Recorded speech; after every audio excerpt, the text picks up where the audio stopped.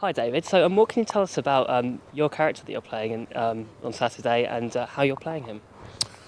Well, it's a very modern kind of urban interpretation of Shelley's novel. That's what excited me about it in the first place, in that we're suggesting that he hasn't been kind of sewn together from other body parts. We're taking a more kind of modern approach to it, that he's been genetically created in a lab. It's a modern interpretation, so yeah, he's got a lot of passion. He doesn't often communicate about what he's doing. He doesn't, he's madly in love, but he's in love with science and his young sweetheart Elizabeth. I'm playing Alphonse Frankenstein, who's the father of the groom, and also he's the sort of stepfather, or rather Elizabeth is his ward. I'm playing Justine, who is the maid of honour, so sort of confidant to Elizabeth and kind of best friend, and kind of trying to help everything run as smoothly as possible, but is also, in the sort of grand tradition of head bridesmaids, a bit of an attention seeker. You've got elements like music and dance in this production. Have you done anything like that before with all these different types of things going on? No, not as much. I'm just glad I haven't got to sing or dance. That would be something slightly different. But it's exciting. As I say, it's exciting to have all these different. It's such a collaborative process. I mean, I've been doing a lot of theatre recently, so I'm sort of used to the live audience, but not in the numbers that we're going to have on Saturday, we hope. I think there's going to be about 12,000 on Saturday, and I think at most sort of played to kind of maybe 1,200.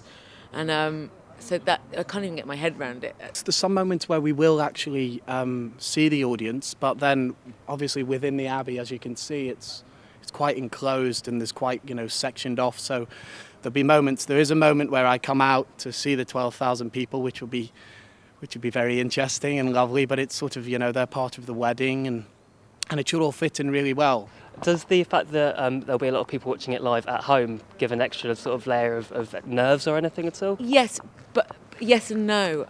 It probably should. I can't even fathom that, and that sort of seems too kind of like far away. I think just looking out and seeing bodies, and we last night we were rehearsing here with in the dark with some of the lights on camera and stuff, and it was the first time that we'd seen what it's going to look like, and it got really exciting, and I'm imagining everyone standing out there and just kind of having that noise and just the sort of, yeah, it's going to be exciting, I hope. Why do you think that this story is so popular, so enduring? It's because it's such a great story. It is the first ever science fiction novel, first ever science fiction story, created by an 18-year-old girl, which is incredible, really. I think it's enduring because it poses some very interesting questions about isolation, rejection, loneliness, love, companionship, loss of companionship. And I think they're kind of eternal subjects, really. It's just so interesting. I think it's so interesting. I think Mary Shelley, I think she wrote it when she was 19, very young, and obviously that's just an amazing piece of work for a 19-year-old. But then at the same time, just the relationship between the creature and Victor with this interpretation as well, I just think is fascinating. Hollywood has a lot to answer for. Hollywood has much to answer for. Hollywood has envisaged the creature with a bolt through his neck and fairly dumb, inarticulate, whereas Shelley writes a creature that is articulate, speaks fluent French, reads Paradise Lost, can comprehend the world around him, understands the world around him. And that, again, has kind of led me to play this character as if he's basically a 2-year-old, a very strong, very intelligent 2-year-old.